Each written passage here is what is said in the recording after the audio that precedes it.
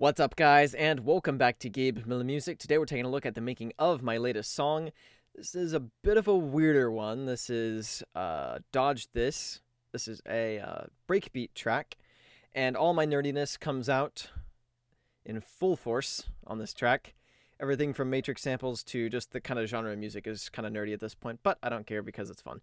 So I started off, when I made this track, I wasn't even intending to make anything. When it started off, it was Logic had recently added some new patches, some new instrument patches built using the ES2 and some track stacks of a bunch of different ES2s and retro synths and all that.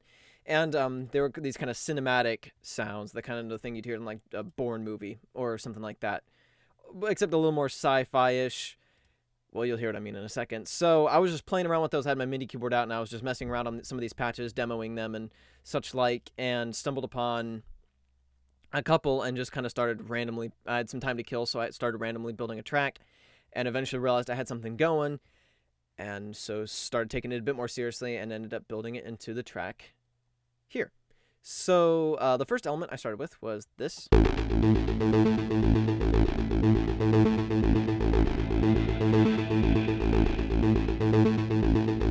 And that's just a straight preset. I didn't even modify this at all. So that forms the basis of the track. Added this on after it.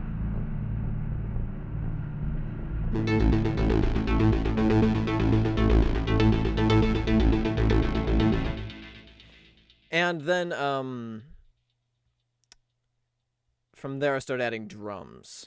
So let's go to that first. And then I'll go into the built-in and the intro after that. So first of all, start off with a built-in drum kit, and that's built in Logic's Drum Machine Designer. This is called Video Star, this particular one. And so I had my MIDI keyboard out, and I was just playing around with patterns and such like, and ended up with this.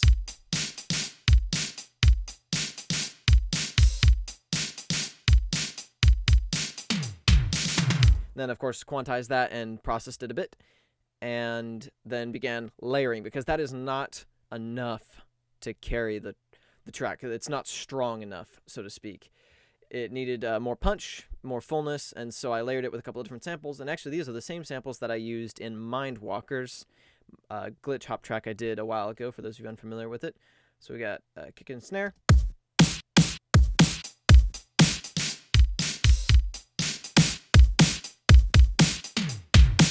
Hear the difference there.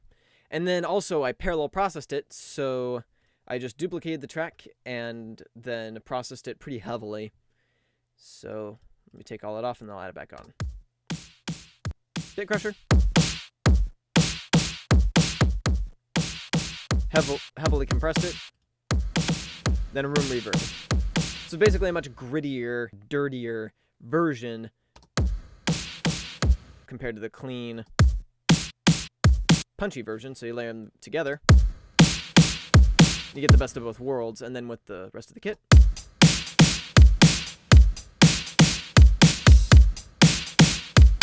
and then with the two ARPs,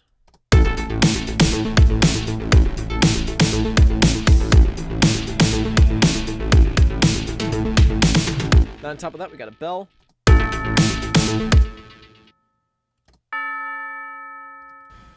a bass, and that's just ducked using trusty LFO tool, and it's got a bit of extreme EQ in it. And then finally, one of the other most important elements, the trombones. Go a little Hans Zimmer on you here.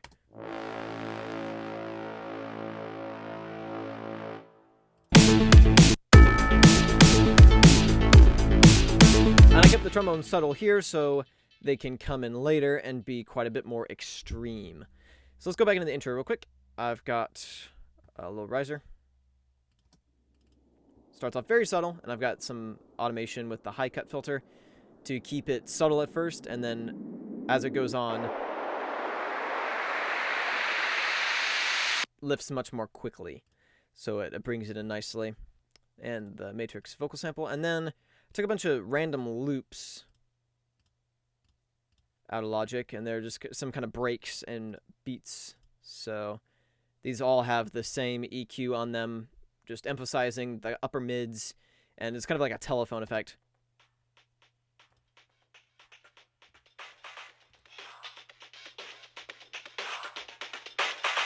And all of them together just makes a nice little percussion element, and you can hear them better over here because they come back.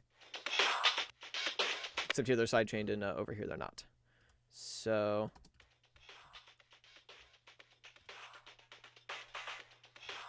basically have it automated, so they start off quiet and then come in quickly. Billions of people just Start off from nothing and then builds. And then they drop out and then they come back in later over here. And then over here you finally hear one of the most important elements, for me anyway, one of my favorite elements is these strings. Sorry. There we go. Some staccato strings, once again built-in Logic virtual instrument, and also then these strings.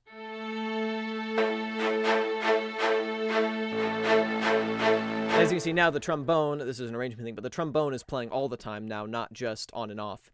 And same goes with the bass, and also add in a string bass. That's also sidechain. So we're adding elements in, and then at this point, it's all still playing only one note. Or in the case of this stuff, one chord, basically.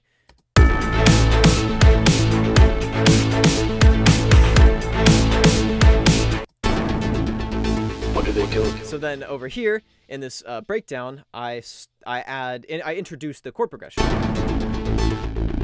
on all the same elements, except now of course it's actually got a progression instead of just playing one note. It's an arrangement thing, and then finally this element with the melody. Another one of the cinematic patches, actually.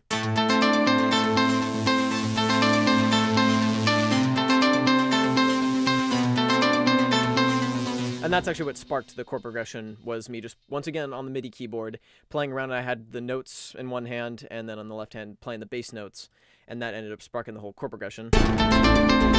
So that, of course, builds slowly. Just to push it over the top, I have a choir.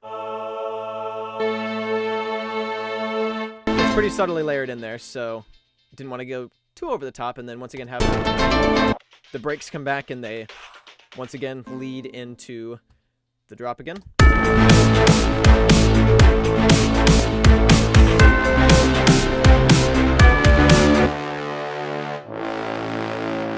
now it's got the trombones full on, much louder and much more prominent. And as you can see here, I've dropped out the melody again in favor of just the full mix, and the melody comes back in later on. So it's got so it's like one note, breakdown with chord progression, add in melody, then full thing with chord progression, then add in melody again, another breakdown over here, which I'll get to in a second, and then final ridiculously over-the-top climax.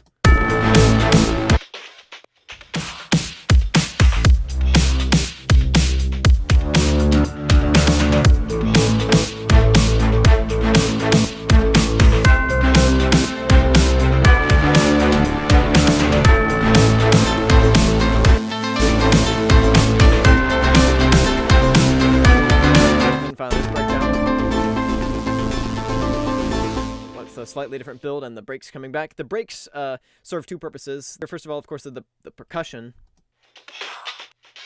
And you can see I have LFO tool pumping them to keep them out of the way of the kick and snare. And then over here, they serve as a really helpful build element.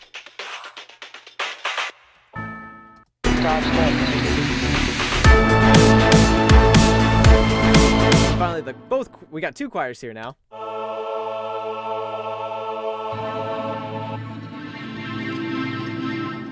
Providing some weird sci-fi-ish sound design, and then finally the high violins.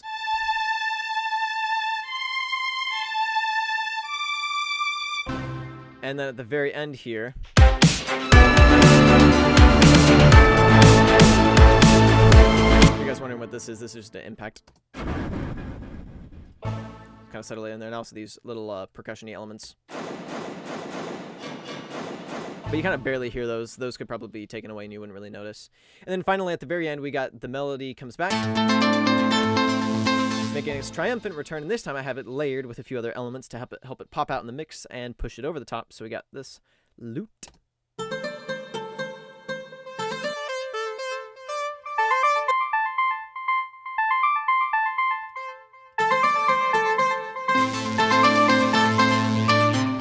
Helps it pop out of the mix nicely.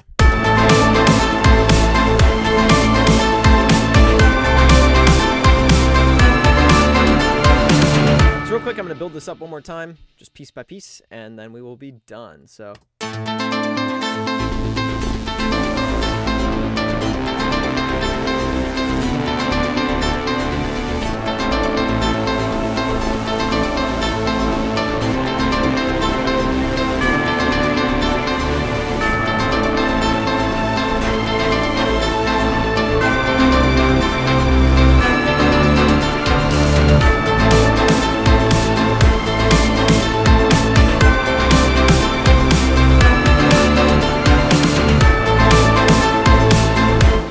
Was just a matter of mixing to make that incredibly dense mix work together nicely. And of course, as I always do, I referenced it to a couple other tracks just to make sure that the mix was nothing was wildly imbalanced or anything, and that it stood up well, which I think it does. That is it for today. Hopefully you guys enjoyed this and found it interesting, and if you are looking to produce something as weird as this, found it helpful for your own productions. I've got a new song coming next week. It's a progressive house track and a song challenge, so be on the lookout for that. It's going to be pretty awesome. So yeah, I will see you guys next week. Peace out.